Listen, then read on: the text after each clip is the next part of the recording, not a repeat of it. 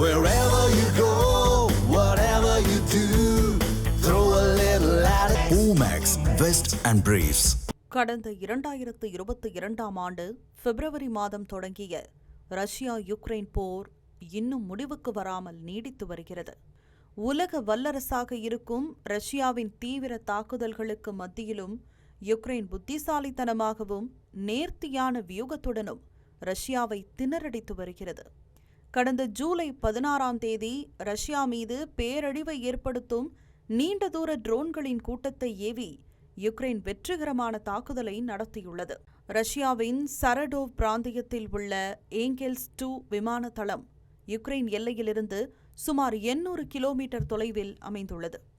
உயர் மதிப்பும் அதி பாதுகாப்பும் உள்ள இந்த விமான தளம் ரஷ்யாவின் நீண்ட தூர குண்டுவீச்சு விமானக்குழுவின் முதன்மை செயல்பாட்டு மையமாக செயல்பட்டு வருகிறது. இங்கு யுக்ரைனின் முக்கிய நகரங்கள் மற்றும் உள்கட்டமைப்புகள் மீது KH-101 குரூஸ் ஏவுகணைகளை தொடர்ந்து ஏவுகின்ற Tu-95MS குண்டுவீச்சு விமானங்கள் நிறுத்தி வைக்கப்பட்டுள்ளன. இந்த விமானப்படை தளத்தின் மீதான யுக்ரைனின் தாக்குதல் அங்கு நிறுத்தி வைக்கப்பட்டிருந்த ரஷ்யாவின் Tu-95MS குண்டுவீச்சு விமானத்தை தாக்கி அழித்துள்ளது. அந்த விமானத்தின் வால் பகுதி முற்றிலும் துண்டிக்கப்பட்டு மீண்டும் சரி செய்ய முடியாத அளவுக்கு சேதமடைந்துள்ளதாக கூறப்படுகிறது.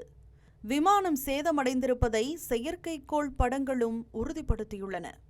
யுக்ரைனின் இந்த அதிரடி தாக்குதல் நடவடிக்கையின் விளைவாக ரஷ்யாவுக்கு பல மில்லியன் டாலர் இழப்பு ஏற்பட்டுள்ளதாகவும் அதிபர் புதினுக்கு ஒரு பெரும் உளவியல் மற்றும் இராணுவ ரீதியான பெரும் பின்னடைவை உருவாக்கியுள்ளதாகவும் கூறப்படுகிறது. நாட்டின் மிக பழமையான இராணுவ விமானங்களில் ஒன்றான Tu-95 சோவியத் காலத்தில் 1952இல் முதலில் வானில் பறந்தது.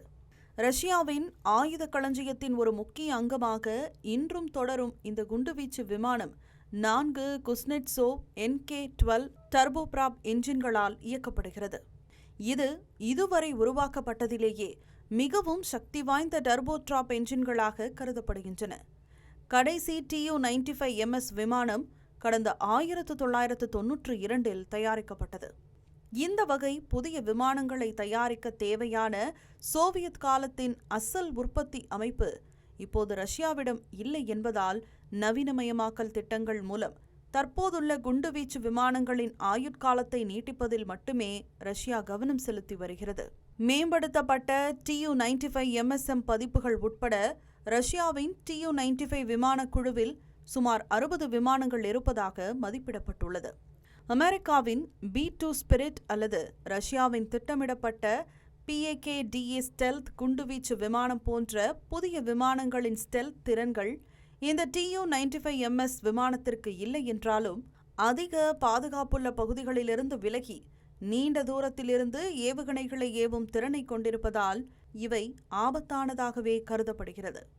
கடந்த ஆண்டு ஜூன் மாதத்தில் ஆபரேஷன் ஸ்பைடர் வெப் தாக்குதல் மூலம் யுக்ரைனிலிருந்து சுமார் 4500 கிலோமீட்டர் தொலைவில் உள்ள இர்குட்ஸ்கில் இருக்கும் பெலாயா விமானப்படை தளம் மற்றும் ஒலென்யா ஆகிய இடங்களில் உள்ள தளங்களையும் யுக்ரைன் துல்லியமாக தாக்கியது.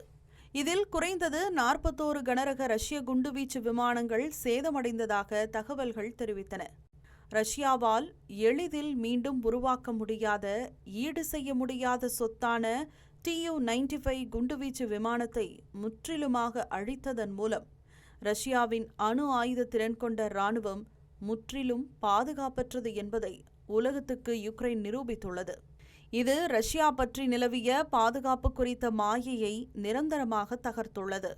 இந்நிலையில் ரஷ்யா தனது எஞ்சிய குண்டுவீச்சு விமானங்களை பாதுகாப்பதற்காக வலுவூட்டப்பட்ட தங்கும் இடங்கள், வான் பாதுகாப்பு அமைப்புகள் மற்றும் ஏமாற்று விமானங்களிலும் முதலீடு செய்ய தொடங்கியுள்ளதாக கூறப்படுகிறது. இந்த மாதிரி யூஸ்ஃபுல்லான இன்ஃபர்மேஷன்ஸை தெரிஞ்சுக்க தமிழ் ஜனம் சேனலை சப்ஸ்கிரைப் பண்ணுங்க.